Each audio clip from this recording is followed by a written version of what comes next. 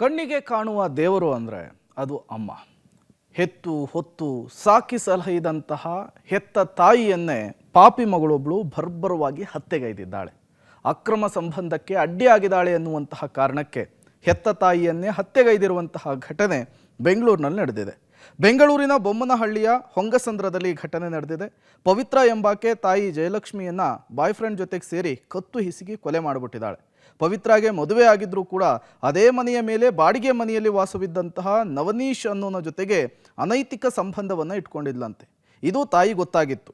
ಇದೇ ವಿಚಾರಕ್ಕೆ ಸಾಕಷ್ಟು ಬಾರಿ ಕಿವಿ ಹಿಂಡಿ ಬುದ್ಧಿ ಹೇಳುವ ಕೆಲಸವನ್ನು ಕೂಡ ತಾಯಿ ಮಾಡಿದ್ರು.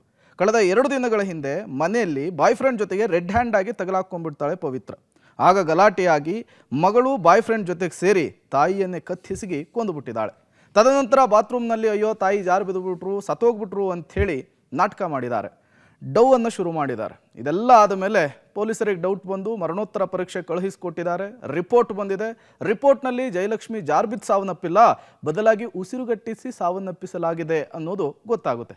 ತಕ್ಷಣ ಅಲರ್ಟ್ ಆದಂತಹ ಪೊಲೀಸರು ಪವಿತ್ರ ಮತ್ತು ಆತನ ಗೆಳೆಯನನ್ನು ವಶಕ್ಕೆ ಪಡೆದು ಅವರ ಸ್ಟೈಲ್ನಲ್ಲಿ ಬಾಯಿ ಬಿಡಿಸಿದ್ದಾರೆ. ಆ ಸಂದರ್ಭದಲ್ಲಿ ಕೊಲೆ ಮಾಡಿರೋದಾಗಿ ಸತ್ಯವನ್ನು ಒಪ್ಪಿಕೊಂಡಿದ್ದಾರೆ. ಬೊಮ್ಮನಹಳ್ಳಿ ಪೊಲೀಸ್ ಠಾಣೆದಲ್ಲಿ ನಾವು ಇವತ್ತು ಒಂದು ಮಹಿಳೆ ಕೊಲೆ ಪ್ರಕರಣವನ್ನು ದಾಖಲಿಸ್ಕೊಂಡಿದ್ದೀವಿ. ಡಿಸೀಸ್ ಲೇಡಿ ಹೆಸರು Jayalakshmi, 46 years.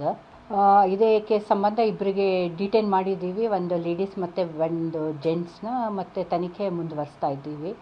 Cos of death ಏನು, ವಾಟ್ ವಾಸ್ ದ ಮೋಟಿವ್ ಅಂದ್ಕೊಂಡು ಫೈಂಡ್ ಔಟ್ ಮಾಡೋದಕ್ಕೆ. ಫಸ್ಟ್ UDR ರಿಜಿಸ್ಟರ್ ಆಗಿತ್ತು.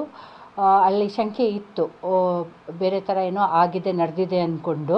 ಆಮೇಲೆ ಪೋಸ್ಟ್ ಮಾರ್ಟಮ್ ರಿಪೋರ್ಟಿಂದ ಇವತ್ತು ಗೊತ್ತಾಯಿತು ಕಿ